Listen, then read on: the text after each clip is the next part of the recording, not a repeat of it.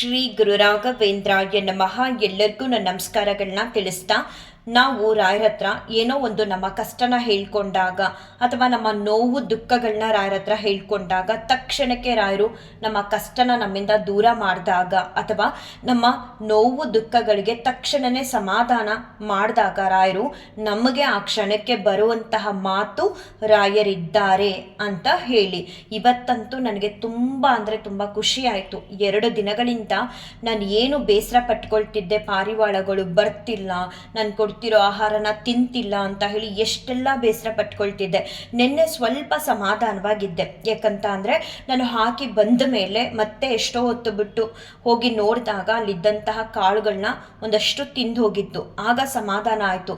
ಅಕ್ಕಿ ಮತ್ತು ಹೆಸರು ಕಾಳನ್ನೆಲ್ಲ ಪಾರಿವಾಳಗಳೇ ಬಂದು ತಿಂದಿರುತ್ತೆ ಅಂತ ಹೇಳ್ಕೊಂಡು ಸಮಾಧಾನನ ಪಟ್ಕೊಂಡೆ. ಅದಾದ ಮೇಲೆ ಮಧ್ಯಾಹ್ನ ಕೂಡ ನಾನು ರಾಯರ ಹತ್ರ ಚರ್ಚೆ ಮಾಡಿದೆ. ನನಗೆ ರಾಯರಂದರೆ ತುಂಬ ಇಷ್ಟ. ನೀವು ಅನ್ಕೋಬಹುದು ನಾವು ಮಾತಾಡೋ ಮಾತೆಲ್ಲ ರಾಯರು ಕುತ್ಕೊಂಡು ಕೇಳಿಸ್ಕೊಳ್ತಿರ್ತಾರೆ, ಅವ್ರಿಗೇನು ಬೇರೆ ಕೆಲಸ ಇರಲ್ವಾ ಅಂತ. ಹಾಗೆ ಅನ್ಕೊಳ್ಳೋದಕ್ಕೆ ಹೋಗಬಾರ್ದು. ನಾವೇನೇ ಹೇಳಿದ್ರು ರಾಘವೇಂದ್ರ ಸ್ವಾಮಿಯವರು ಮನುಷ್ಯರು ನಮ್ಮ ಮಾತನ್ನ ಕೇಳಿಸ್ಕೊಳ್ತಾರೋ ಇಲ್ವೋ ಗೊತ್ತಿಲ್ಲ, ಆದರೆ 24 ಅವರ್ಸು ಕೂಡ ರಾಘವೇಂದ್ರ ಸ್ವಾಮಿಯವರು ನಾವು ಅವ್ರನ್ನ ತಂದೆ ತಾಯಿಯಾಗಿ ನೋಡಿದಾಗ ನಾವೇನೊಂದು ಹೇಳಿದ್ರು ಕೂಡ ಸ್ವಲ್ಪನೂ ಬೇಸರ ಮಾಡಿಕೊಳ್ದೆ ನಾವು ಹೇಳೋದು ಮಾತೆಲ್ಲ ನಿಧಾನಕ್ಕೆ ತಾಳ್ಮೆಯಿಂದ ಕೇಳಿಸ್ಕೊಳ್ತಾರೆ. ಒಂದು ದಿನ ಕೂಡ ಅವರು ಬೇಸರ ಮಾಡ್ಕೊಳ್ಳಲ್ಲ. ನಾನು ನೆನ್ನೆ ಮಧ್ಯಾಹ್ನ ರಾಯರ ಹತ್ರ ಹೇಳಿದೆ, ಏನು ಸ್ವಾಮಿ ಇವತ್ತು ಬಂದಿದೆ, ಪಾರಿವಾಳಗಳೇ ಬಂದು ತಿಂದಿರುತ್ತೆ, ಆದರೆ ನಾನು ನೋಡೋದಕ್ಕಾಗಲಿಲ್ಲ ಸ್ವಾಮಿ. ಅವೇ ನನ್ನನ್ನು ನೋಡಿಕೊಂಡು ಬರ್ತಿದೆಯಾ? ನೀವಿರೋದಕ್ಕೆ ಬರ್ತಿರೋದು. ನಿಮ್ಮ ಮನೆಗೆ ಬಂದವ್ರನ್ನ ಯಾರನ್ನಾದ್ರೂ ನೀವು ಹಸಿಸಿ ಕಳಿಸ್ತೀರಾ? ಇಲ್ಲ ಅಲ್ವಾ ಸ್ವಾಮಿ? ಪ್ಲೀಸ್ ಸ್ವಾಮಿ, ಅವು ತಿನ್ನೋದನ್ನು ನಾನು ನೋಡಬೇಕು, ನಾನೇ ನೋಡಬೇಕು ಅದು ಬಂದು ತಿನ್ಕೊಂಡು ಹೋಗೋದನ್ನು. ಏನೋ ಒಂದು ರೀತಿ ಮನಸ್ಸಿಗೆ ಸಮಾಧಾನ. ಆದರೆ ಅವು ಬಂದು ತಿನ್ಕೊಂಡು ಹೋಗೋದನ್ನು ನನ್ನ ಕಣ್ಣಾರ ನೋಡಿದ್ರೆ ನಂಗೆ ತುಂಬ ಸಮಾಧಾನ ಆಗುತ್ತೆ. ಹಾಗೆ ನನಗೆ ನೋವು ಕೊಟ್ಟವ್ರಿಗೆ ನೀವೇನು ಉತ್ತರ ಕೊಡಲ್ವಾ? ಯಾರು ಏನೇ ಅಂದ್ರೂ ನಾನು ಅನ್ನಿಸ್ಕೊಬೇಕಾ? ನೀವು ಯಾಕೆ ಮೌನವಾಗಿದ್ದೀರಾ?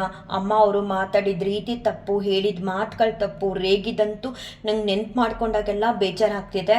ನೀವೇನು ಮಾಡಲ್ವಾ ಅಂತ ಎಲ್ಲ ಹೇಳಿ ರಾಯರ ಹತ್ರ ಮಾತಾಡಿಕೊಂಡು ಅದಾದಮೇಲೆ ಮತ್ತೆ ನಾನು ರಾಯರಿಗೆ ಫೈನಲ್ ಆಗಿ ತಿಳಿಸ್ದೆ, ಸ್ವಾಮಿ ಏನೋ ಒಂದು ರೀತಿ ಇಷ್ಟೆಲ್ಲ ನಡೆದ್ರು ಅದ್ರ ಮಧ್ಯೆ ಸಮಾಧಾನ ಅನ್ಸೋದೇನಂತ ಅಂದರೆ ನಾನು ಹಾಕಿರೋ ಕಾಳು ಕಡ್ಡಿಗಳನ್ನ ತಿನ್ಕೊಂಡು ಹೋಗಿದೆ, ಅದು ಪಾರಿವಾಳಗಳೇ, ಬಟ್ ಅದನ್ನು ನಾನೇ ನೋಡಬೇಕು ಸ್ವಾಮಿ, ಹಾಗೆ ಮಾಡಿಕೊಡಿ ಅಂತ ಎಲ್ಲ ಹೇಳಿದೆ. ಅದಾದ ಮೇಲೆ ಇವತ್ತು ಬೆಳಗ್ಗೆ ಎದ್ದು ರಾಯರಿಗೆ ಮಾಮೂಲಿ ಪ್ರತಿನಿತ್ಯ ನಾನು ಹೇಗೆ ಸೇವೆ ಸಲ್ಲಿಸ್ತೀನಿ ಹಾಗೆ ಸೇವೆನ ಸಲ್ಲಿಸೋಣ ಅಂತ ಹೇಳಿ ಸೇವೆನ ಸಲ್ಲಿಸಿದೆ. ಒಂದು ವಿಶೇಷ ಏನು ಅಂತ ನನಗನ್ನಿಸ್ತು ಇವತ್ತು ಅಂತ ಅಂದರೆ, ಮನೇಲಿ ನೆನ್ನೆ ತಂದಿರೋ ಹೂವಲ್ಲಿ ಕನಕಾಂಬರ ಹೂವು ಜಾಸ್ತಿ ಉಳಿದಿತ್ತು. ನಾನು ಫಸ್ಟ್ ಪ್ರಿಫರೆನ್ಸು ಯಾವುದೇ ಹೂಗಳಾಗಲಿ ಹಣ್ಣುಗಳಾಗಲಿ ಏನೇ ಆಗಲಿ ನಮ್ಮ ದೇವ್ರ ಮನೆ ಅಂತ ಬಂದಾಗ ನಾನು ಫಸ್ಟ್ ಪ್ರಿಫರೆನ್ಸು ರಾಘವೇಂದ್ರ ಸ್ವಾಮಿಯವ್ರಿಗೆ ಕೊಡೋದು.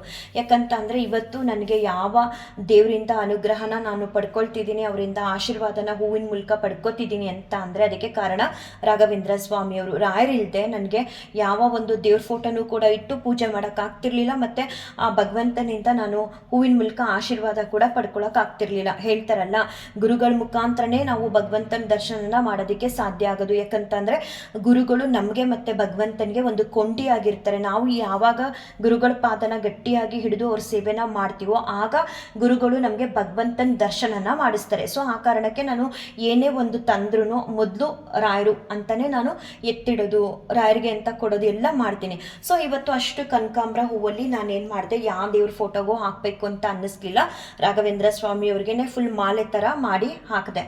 ಅದಾದ ಮೇಲೆ ಬೆಳಗ್ಗೆ ಕೂಡ ನಾನು ಕೇಳಿಕೊಂಡೆ, ಸ್ವಾಮಿ ಪಾರಿವಾಳಗಳು ಬಂದು ತಿನ್ನೋದನ್ನು ನಾನು ನೋಡಬೇಕು ಅಂತ ಎಲ್ಲ ಅಂದ್ಕೊಂಡೆ.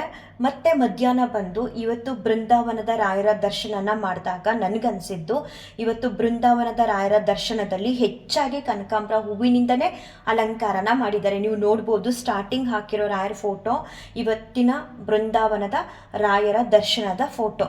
ನನಗೊಂದು ರೀತಿ ಖುಷಿ ಆಯಿತು. ನಮ್ಮನೇಲಿರೋ ರಾಯರ ಫೋಟೋದಲ್ಲೂ ಕನಕಾಂಬರ ಹೂವೇ ಜಾಸ್ತಿ ಇದೆ, ಬೃಂದಾವನದಲ್ಲಿರೋ ರಾಯರ ಮೇಲೂ ಕೂಡ ಜಾಸ್ತಿ ಕನಕಾಂಬರ ಹೂವೇ ಇದೆ ಅಂತ ಹೇಳಿಬಿಟ್ಟು ಅದಾದಮೇಲೆ ಬೆಳಗ್ಗೆ ಸೇವೆ ಎಲ್ಲ ಸಲ್ಲಿಸಿ ಹಾಲಲ್ಲಿರೋ ರಾಯರ ಹತ್ರ ನಾನು ನಿಂತ್ಕೊಂಡು ಕಾಳುಗಳನ್ನೆಲ್ಲ ತೊಗೊಂಡು ಹೋಗ್ತಾ ಇರಬೇಕಾದ್ರೆ ಟೆರೆಸ್ ಮೇಲೆ ಹೇಳಿದೆ, ಸ್ವಾಮಿ ತೊಗೊಂಡೋಗಿ ಹಾಕ್ತೀನಿ ಸ್ವಾಮಿ, ಬಂದು ತಿನ್ಕೊಂಡು ಹೋಗೋ ಹಾಗೆ ಮಾಡಿ. ಇವು ಏನು ಪಾರಿವಾಳಗಳು ಬರ್ತಿದೆ ಅವ್ಯಾವು ನನ್ನ ಮುಖ ನೋಡ್ಕೊಂಡು ಬರಲಿಲ್ಲ, ಅವೆಲ್ಲ ಬರ್ತಿದೆ ಇವತ್ತು ನಮ್ಮ ಮನೆ ಹತ್ರ ಅಂತ ಅಂದರೆ ಅದಕ್ಕೆ ಕಾರಣ ನೀವು ಯಾರೊಬ್ಬರು ಕೂಡ ನಿಮ್ಮ ಹತ್ರ ಬಂದವರು ಅಥವಾ ನಿಮ್ಮ ಮನೆ ಬಾಗಿಲಿಗೆ ಬಂದವರು ಹಸ್ಕೊಂಡು ಹೋಗಬಾರ್ದು ಅಂತ ಎಲ್ಲ ಹೇಳಿಬಿಟ್ಟು ನಾನು ಟೆರೇಸ್ ಮೇಲೆ ಹಾಕ್ಬಿಟ್ಟು ಅಲ್ಲಿ ನಿಲ್ಲಿಲ್ಲ, ವಾಪಸ್ ಬಂದೆ. ಒಂದು 5-6 ನಿಮಿಷ ಆದಮೇಲೆ ನನಗೆ ತರಕಾರಿ ಬೇಕಿತ್ತು. ನಮ್ಮ ಮನೆ ಹತ್ರಕ್ಕೆ ತರಕಾರಿ ಗಾಡಿಯವ್ನು ಬರೋದು ತಡ ಆಗುತ್ತೆ ಅಂತ ಹೇಳಿಬಿಟ್ಟು ಅವ್ನು ಎಲ್ಲಿ ನಿಂತಿರ್ತಾನೆ, ಒಂದು ಟೀ ಅಂಗಡಿ ಹತ್ರ ನಿಲ್ಸ್ಕೊಂಡು ನಿಂತಿರ್ತಾನೆ. ಸೊ ಅಲ್ಲೇ ಹೋಗ್ಬಿಟ್ಟು ನಡ್ಕೊಂಡು ತೊಗೊಂಡು ಬಂದ್ಬಿಡೋಣ ಅಂತ ಹೇಳಿ ನಾನೇನು ಮಾಡಿದೆ, ನಡ್ಕೊಂಡು ಹೋಗಿ ತರಕಾರಿ ತೊಗೊಂಡು ನನಗೆ ಬೇಕಾಗಿರೋದನ್ನು ವಾಪಸ್ ಬರ್ತಿದ್ದೆ. ಬರ್ತಾ ಕತ್ತೆತ್ತು ನೋಡಿದೆ, ಪಾರಿವಾಳಗಳು ನಮ್ಮ ಮನೆ ಹತ್ರ ಇರೋ ಈಸವ್ ಬ್ಯಾಂಕಿಂದ ಹಾರೋಗ್ತಿತ್ತು. ಸೊ ನಾನು ಅಂದ್ಕೊಂಡೆ, ಸ್ವಾಮಿ ಪಾರಿವಾಳಗಳು ಹಾರೋಗ್ತಿದೆ, ಕರೆಕ್ಟಾಗಿ ನಾನು ಕಾಳುಕಡಿಗಳು ಹಾಕಿದ್ದೀನಲ್ಲ ಅಲ್ಲೇ ಹೋಗ್ಬಿಟ್ರೆ ಸಾಕು ಅಂತ ಅಂದ್ಕೊಳ್ತಿರೋದಕ್ಕೂ ಆ ಪಾರಿವಾಳಗಳು ಹಾರ್ಕೊಂಡು ಹೋಗಿ ಅಲ್ಲೇ ಕೂತ್ಕೊಂಡಿದ್ದಕ್ಕೂ ಒಂದೇ ಆಯಿತು. ನಾನು ಸ್ಪೀಡಾಗಿ ಬಂದುಬಿಟ್ಟು ತರಕಾರಿ ಎಲ್ಲ ಇಟ್ಟು ಮತ್ತೆ ಟೆರೇಸ್ ಮೇಲೆ ಹೋದರೆ ನಿಜ ನನಗೆಷ್ಟು ಖುಷಿ ಆಯಿತು ಅಂತ ಅಂದರೆ, ನಾನು 3-4 ದಿನದಿಂದ ಅಲ್ಲಿ ಹೋಗಿ ಹಾಕ್ತಾಯಿದ್ದೀನಿ, ಬರ್ತಿಲ್ಲ. ಒಂದು ರೀತಿ ಪ್ರತಿದಿನ ಹಾಕ್ತಿರೋಂಥ ಪ್ಲೇಸಲ್ಲಿ ಬಂದು ತಿನ್ನೋಕ್ಕೆ ಭಯ ಪಡ್ತಿದ್ದೆ. ನಾನು ಈ ಕಡೆ ನಮ್ಮ ಮನೆ ಪಕ್ಕದಲ್ಲಿರೋ ಅಮ್ಮನ್ನ ಕನ್ವಿನ್ಸ್ ಮಾಡೋಕ್ಕೆ ಟ್ರೈ ಮಾಡಿ ಸೋತೆ. ಇನ್ನು ಪಾರಿವಾಳಗಳಿಗೆ ನಾನು ಹೇಳ್ತಿರೋದು ಅರ್ಥ ಆಗ್ತಿಲ್ಲ. ಎಷ್ಟು ಬೇಜಾರಾಗ್ತಿತ್ತು ಅಂತ ಅಂದರೆ ಸಿಕ್ಕಾಬಟ್ಟೆ ಬೇಜಾರಾಗ್ತಿತ್ತು. ಅವೆಲ್ಲ ತಿಂತಿರೋದನ್ನು ನೋಡಿ ನನಗೆಷ್ಟು ಸಂತೋಷಪಟ್ಟೆ ಅಂತ ಅಂದರೆ 10-15 ನಿಮಿಷ ನಾನು ಏನೂ ಕೂಡ ಕೆಲಸ ಮಾಡಲಿಲ್ಲ, ಹಾಗೆ ಆ ಒಂದು ಖುಷಿನ ಎಂಜಾಯ್ ಮಾಡಿದೆ. ಅಷ್ಟಿಷ್ಟೆಲ್ಲ ಖುಷಿಯಾಗಿದ್ದು ಬಂದುಬಿಟ್ಟು ರಾಘವೇಂದ್ರ ಸ್ವಾಮಿಯವ್ರನ್ನ ಮುಟ್ಟಿ ಅವ್ರಿಗೆ ಮುತ್ತೆಲ್ಲ ಕೊಟ್ಟೆ. ಅಷ್ಟು ಖುಷಿ ಆಯಿತು. ಅವು ಸಲೀಸಾಗಿ ಬಂದು ತಿನ್ಕೊಂಡು ಹೋದವು. ಇವತ್ತು ರಾಘವೇಂದ್ರ ಸ್ವಾಮಿಯವರು ಹಾಗೆಯೇ ಕೆಲವೊಂದೊಂದು ಸಲ ನಾವು ಏನಾದರೂ ಅವ್ರ ಹತ್ರ ಹೇಳ್ಕೊಂಡಾಗ ತಕ್ಷಣಕ್ಕೆ ಎಲ್ಲವನ್ನು ಕೂಡ ಸರಿ ಮಾಡ್ತಾರೆ. ಆದರೂ ಇನ್ನೂ ಅವ್ರು ಆಡಿರೋ ಮಾತುಗಳಿಗೆ ನನಗೆ ಸಮಾಧಾನ ಇಲ್ಲ. ಯಾಕಂತ ಅಂದರೆ ನಾನೇನೊಂದು ಕೂಡ ಅವ್ರ ಹತ್ರ ಅದು ಕೊಡಿ ಇದು ಕೊಡಿ ಅಂತ ಕೇಳಕ್ಕೆ ಹೋದವಳಲ್ಲ. ಏನೋ ಮೂಕ ಪ್ರಾಣಿಗಳು, ಪಕ್ಷಿಗಳು, ಅವಕ್ಕೆ ಒಂದು 5 ನಿಮಿಷ ಟೈಮ್ ಕೊಡಿ, 5 ನಿಮಿಷ ಒಳಗಡೆ ಇರಿ ಅಂತ ಕೇಳಿದ್ದಷ್ಟೇ. ಅಷ್ಟಕ್ಕೆ ಅವರು, ನಾನು ಅವತ್ತು ಹೇಳಬೇಕಂತ ಅಂದರೆ ಒಂದಷ್ಟು ಫಿಲ್ಟ್ರ್ ಮಾಡೇ ಹೇಳಿದೆ. ಅವರು ಆಡಿದ ಮಾತುಗಳನ್ನ ಯಾವುದೂ ಕೂಡ ಹೇಳಲಿಲ್ಲ. ರಾಘವೇಂದ್ರ ಸ್ವಾಮಿಯವ್ರ ಹತ್ರ ತಿಳಿಸಿದ್ದೀನಿ. ಅವರು ಉತ್ತರ ಕೊಟ್ಟಾಗ ನನಗಿನ್ನೂ ಸಮಾಧಾನ ಆಗುತ್ತೆ. ನಾವು ಯಾವಾಗಲೂ ನಾನು ಈ ವಿಡಿಯೋ ಮೂಲಕ ಹೇಳೋದು, ಯಾರೇ ನಿಮಗೆ ಏನೇ ಒಂದು ತೊಂದರೆ ಕೊಟ್ಟರು ಅಥವಾ ನಿಮಗೆ ಬೇಸರ ಪಡಿಸಿದ್ರು ಅಥವಾ ಇನ್ನೊಂದೋ ಮತ್ತೊಂದೋ ಏನಾದರೂ ನಿಮಗೆ ಹರ್ಟ್ ಮಾಡಿದ್ರೆ, ನೀವು ಮತ್ತೆ ಅದಕ್ಕೆ ಪ್ರತ್ಯುತ್ತರವಾಗಿ ಬೆಳೆಸ್ಕೊಂಡು ಹೋಗೋದು ಬೇಡ. ಏನು ಮಾಡಿ ಅಂತ ಅಂದರೆ ರಾಘವೇಂದ್ರ ಸ್ವಾಮಿಯವ್ರ ಹತ್ರ ಒಪ್ಪಿಸ್ಬಿಡಿ. ನಿಮ್ದೇನು ತಪ್ಪಿರುತ್ತೆ ಅದನ್ನು ಸೇರಿಸೇ ಹೇಳಬೇಕು. ನೀವು ಅಕಸ್ಮಾತ್ ನಿಮ್ಮ ತಪ್ಪನ್ನೆಲ್ಲ ಮುಚ್ಚಿಟ್ಕೊಂಡು ಬರೀ ಬೇರೆಯವ್ರು ಮಾಡಿರೋದು ಮಾತ್ರ ಹೇಳಿದ್ರೆ ರಾಘವೇಂದ್ರ ಸ್ವಾಮಿಯವ್ರಿಗೆ ಗೊತ್ತಾಗಲ್ಲ ಅಂತ ಅಂದ್ಕೋಬೇಡಿ. ಅಲ್ಲೇ ನೀವು ಸೋತೋಗ್ತೀರ ರಾಯರ ಮುಂದೆ. ಯಾಕಂದರೆ ರಾಯರಿಗೆ ನಾವು ಹೇಗಿರ್ತೀವೋ ಹಾಗೆ ನಮ್ಮೆಲ್ಲ ಸರಿ ತಪ್ಪುಗಳನ್ನ ಒಪ್ಪಿಸ್ಕೋಬೇಕು. ಅವ್ರಿಗೆ ಗೊತ್ತಾಗುತ್ತೆ ನಾವು ಹೇಳಿದ್ರು ಹೇಳ್ದೇ ಇದ್ರು. ಅವರು ನಮ್ಮನ್ನು ನೋಡ್ತಿರ್ತಾರೆ, ನಾವು ಎಷ್ಟು ಸುಳ್ಳು ಹೇಳ್ತೀವಿ, ಎಷ್ಟು ಸತ್ಯ ಹೇಳ್ತೀವಿ ಅಂತ. ನೀವು ಯಾರ ಮುಂದೆ ಸುಳ್ಳು ಹೇಳಿದ್ರು ಪರವಾಗಿಲ್ಲ, ಹೇಳಲೇಬಾರ್ದು ಆ್ಯಕ್ಚುಲಿ ಸುಳ್ಳನ್ನ ಯಾರ ಮುಂದೆನೂ. ಅದರಲ್ಲೂ ರಾಘವೇಂದ್ರ ಸ್ವಾಮಿಯವ್ರ ಭಕ್ತರಾದ್ಮೇಲಂತೂ ಈ ಸುಳ್ಳು ಹೇಳೋದು, ಒಬ್ರಿಗೆ ಮೋಸ ಮಾಡೋದು, ಅನ್ಯಾಯ ಮಾಡೋದು ಯಾವುದೂ ಕೂಡ ಆ ಗುಣಗಳೇ ಬರಲ್ಲ. ಎಂಥ ಪರಮ ಪಾಪಿನೂ ಕೂಡ ರಾಘವೇಂದ್ರ ಸ್ವಾಮಿಯವರು ಬದಲಾಯಿಸ್ಬಿಡ್ತಾರೆ, ಒಳ್ಳೆಯವ್ರನ್ನಾಗಿ ಮಾಡ್ತಾರೆ. ರಾಯರ ಮುಂದೆ ನಿಮ್ಮೆಲ್ಲ ಸರಿ ತಪ್ಪುಗಳನ್ನ ಹೇಳ್ಕೊಂಡ್ರೆ ಖಂಡಿತ ರಾಯರು ಉತ್ತರ ಅನ್ನೋದನ್ನು ಕೊಟ್ಟೇ ಕೊಡ್ತಾರೆ. ನಿಮಗೆ ನೋವು ಮಾಡಿದವರಾಗಲಿ ಅಥವಾ ನಿಮ್ಮ ಕಷ್ಟಗಳು ಏನೇ ಇದ್ರೂ ಕೂಡ ಸರಿಪಡಿಸ್ತಾರೆ. ನಾನು ಮೊನ್ನೆ ಅವತ್ತು ಈ ರೀತಿ ಬರ್ತಿಲ್ಲ ಅಂತ ಬೇಸರ ಪಟ್ಕೊಂಡೆ. ನಾನು ಬೇಸರ ಪಟ್ಕೊಂಡು ಮನೇಲಿ ಅಳ್ತಿರೋದನ್ನೆಲ್ಲ ನೋಡಿ ನಮ್ಮ ಮನೆಯವರು ಕೂಡ ಅಂತಿದ್ರು, ರಾಘವೇಂದ್ರ ಸ್ವಾಮಿಯವರು ತುಂಬ ಒಳ್ಳೆಯವರು, ಅವ್ರು ಏನೂ ಕೂಡ ಮಾಡಲ್ಲ ನೋವು ಕೊಟ್ಟವ್ರಿಗೆ. ಒಂದು ಕೆಲಸ ಮಾಡು, ಚೌಡೇಶ್ವರಿ ದೇವಸ್ಥಾನಕ್ಕೆ ಹೋಗ್ಬಿಟ್ಟು ಅಲ್ಲಿ ಅಮ್ಮನವ್ರ ಹತ್ರ ಕೇಳ್ಕೊ, ಅಮ್ಮನವ್ರು ಪವರ್ಫುಲ್ ಅಂತ ಹೇಳ್ತಿದ್ರು. ನನಗೆ ಆ ಥರ ಏನೋ ಗೊತ್ತಿಲ್ಲ, ಏನು ಕೊಡದೇ ಇರಲಿ ರಾಘವೇಂದ್ರ ಸ್ವಾಮಿಯವ್ರು ಸರಿ ಮಾಡ್ತಾರೆ. ನಾವು ಕಾಯಬೇಕು, ಇವ್ರು ಸರಿ ಮಾಡ್ತಾರೆ ಅಂದರೆ ಈ ದೇವ್ರು ಮಾಡ್ಕೊಡ್ತಿಲ್ಲ ಅಂತ ಇನ್ನೊಂದು ದೇವ್ರ ಹತ್ರ ಹೋಗೋದು, ಆ ಥರ ನನಗೆ ಅದೇನೋ ಅಭ್ಯಾಸನೂ ಇಲ್ಲ, ನನಗೆ ಇಷ್ಟನೂ ಆಗಲ್ಲ. ಹಂಗನ್ಬಿಟ್ಟು ಬೇರೆ ದೇವರುಗಳ ಅನುಗ್ರಹ ಬೇಡ ಅಂತ ಅಲ್ಲ, ಏನೇ ಬೇಕಿದ್ರು ರಾಘವೇಂದ್ರ ಸ್ವಾಮಿಯವ್ರು ಕೊಡ್ತಾರೆ. ಇವಾಗ ನಾವು ದೇವ್ರನ್ನ ನೋಡೋಕ್ಕೆ ಅಸಾಧ್ಯನ ಹೋಗ್ಬಿಟ್ಟು ಇಲ್ಲ, ಅದೇ ರಾಘವೇಂದ್ರ ಸ್ವಾಮಿಯವರು ಯಾವ ದೇವರಿಂದ ನಮ್ಗೆ ಏನು ಅನುಗ್ರಹ ಸಿಗಬೇಕು, ನಮ್ಮನ್ನು ಯಾವ ದೇವ್ರ ಹತ್ರ ಕಳಿಸ್ಬೇಕು, ಯಾವ ದೇವರಿಂದ ನಮ್ಗೆ ಏನು ಕೆಲಸ ಮಾಡಿಸ್ಬೇಕು ಅನ್ನೋದು ತುಂಬ ಚೆನ್ನಾಗಿ ತಿಳ್ಕೊಂಡಿರ್ತಾರೆ. ನನಗೆ ರಾಯರೇ ಎಲ್ಲ. ಏನಾರ ಆಗಲಿ ಅವರು ನನ್ನ ಕಷ್ಟಗಳಿಗೆ ಸ್ಪಂದಿಸ್ತೇ ಇರಲಿ, ಏನೇ ಆಗಲಿ ರಾಘವೇಂದ್ರ ಸ್ವಾಮಿಯವ್ರನ್ನಂತೂ ನಾನು ಬಿಟ್ಟೋಗಲ್ಲ. ಅದಕ್ಕೆ ನಾನು ನಮ್ಮ ಮನೆಯವ್ರಿಗೆ ಹೇಳ್ದೆ, ಆ ಥರ ಏನಿಲ್ಲ, ರಾಯರೇ ಎಲ್ಲವನ್ನು ಕೂಡ ಸರಿ ಮಾಡ್ತಾರೆ, ದಿಢೀರಂತ ಮಾಡಿಕೊಡ್ತಾರೆ, ಸ್ವಲ್ಪ ಕಾಯಬೇಕು ಅಂತ ಹೇಳಿದ್ದೆ.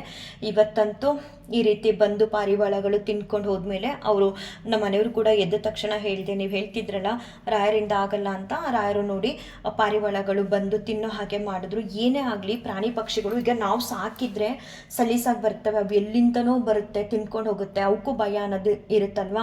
2-3 ದಿನದಿಂದ ನಾನು ಏನು ಹತ್ತಿದ್ದೆ, ಒಟ್ಟಿನಲ್ಲಿ ಅವಕ್ಕೂ ಭಯ ಇಲ್ದಿರೋ ಹಾಗೆ ನನಗೂ ಕೂಡ ಬೇಸರ ಆಗದಿರೋ ಹಾಗೆ ನಾನು ಕೂಡ ಕಣ್ಣೀರು ಹಾಕ್ತೀರಾ ಹಂಗೆ ರಾಘವೇಂದ್ರ ಸ್ವಾಮಿಯವರು ನನ್ನಿಷ್ಟದ ಹಾಗೆ ಅವೆಲ್ಲವೂ ಬಂದು ತಿನ್ಕೊಂಡು ಹೋಗೋ ಹಾಗೆ ಮಾಡಿದ್ರು. ಇನ್ಮೇಲೆ ಪ್ರತಿದಿನ ಮಿಸ್ ಆಗ್ದಂಗೆ ಬಂದೇ ಬರುತ್ತೆ.